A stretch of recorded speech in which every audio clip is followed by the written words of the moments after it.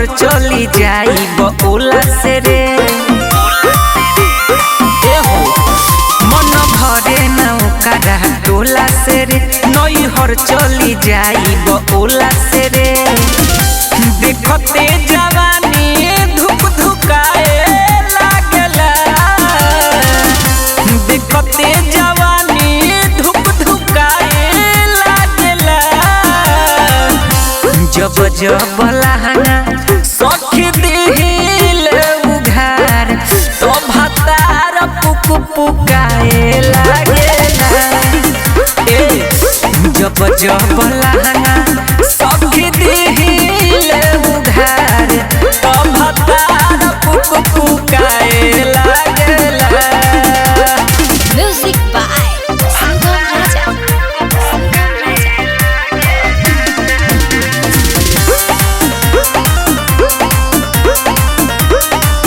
रोज रोज मन हमार होला पानी पानी से जिया पत्थर पेला सुखले जवानी रोज रोज मन हमार होला पानी पानी से जिया पत्थर पेला सुखले जवानी धरल चाही कोरा तो सुख सुखाए लागला जब जब लहंगा सखी दिल उघार तो भतार पुक पुकाए लागला जब जब लहंगा सखी दिल उघार तो भतार पुक पुकाए लागला। म्यूजिक बाय संगम राजा।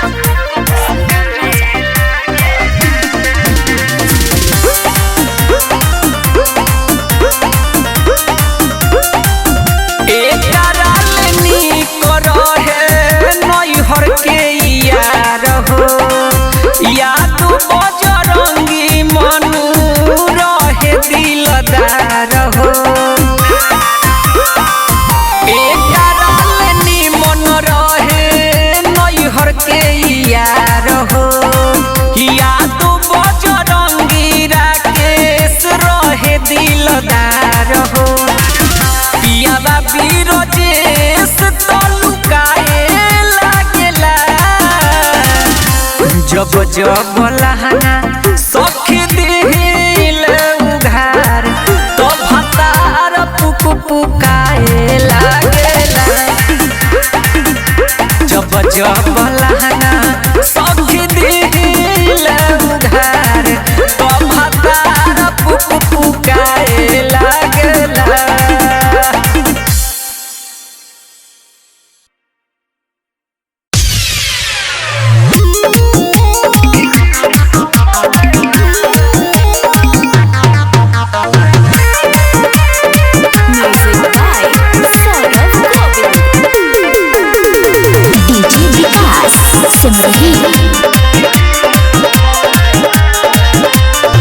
मरद मोर मिस्टर तीरी हगारी के सज पवते खोलेला साड़ी के मरद मोर मिस्टर तीरी हगारी के सज पवते खोलेला साड़ी के बियावा के इहे रोहनिया दिल में होलेला हमर भतरा दुनु डिस में गिरी समलेला हमर भतरा दुनु डिस में गिरी समलेला हमर मरद दुनु डिस में